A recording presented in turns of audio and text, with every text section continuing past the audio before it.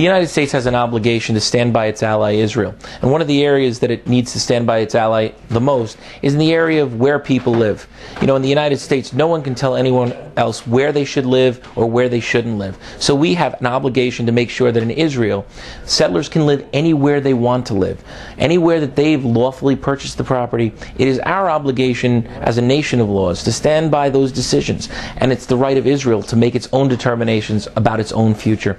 These are the kinds of things that Americans take for granted, and people in Israel right now are struggling to protect.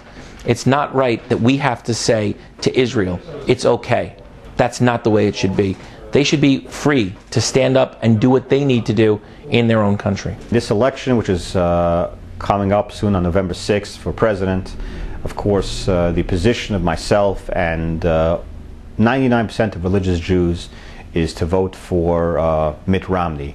We believe that President Obama is not a friend of Israel, has held back their permission to attack Iran, has created a grave situation both in Egypt with the rise of the Muslim Brotherhood and now the acquiescence by sending Secretary of State Hillary Clinton to meet with Mr. Morsi, therefore giving a okay to Hamas and legitimizing both Hamas and Hezbollah.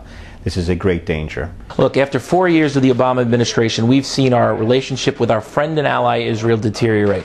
At the same time, the country has gone from a place of power and prestige, where all around the world our foreign policy was the rule, to a nation who had its president go around and apologize for that foreign policy.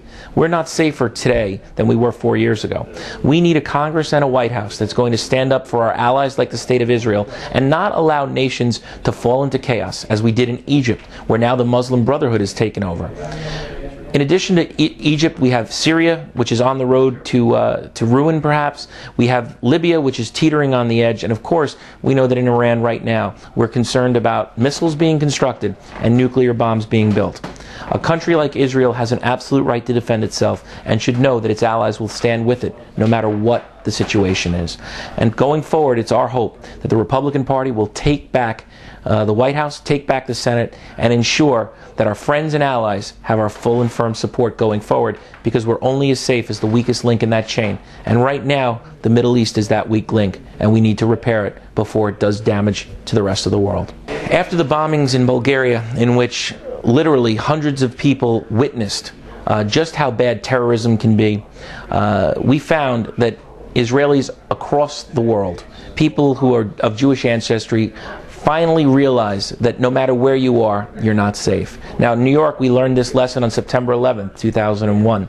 And unfortunately, thousands of Americans had to die for us to realize that national security is not about one nation, that the fight against terrorism is a global fight, and that our vital partner in that fight is the State of Israel. They have continuously fought against terrorist groups like Hamas, Hezbollah, and Al-Qaeda, standing with the United States in the war on terror. We have to do our part to stand by them as they fight this battle in their own backyard.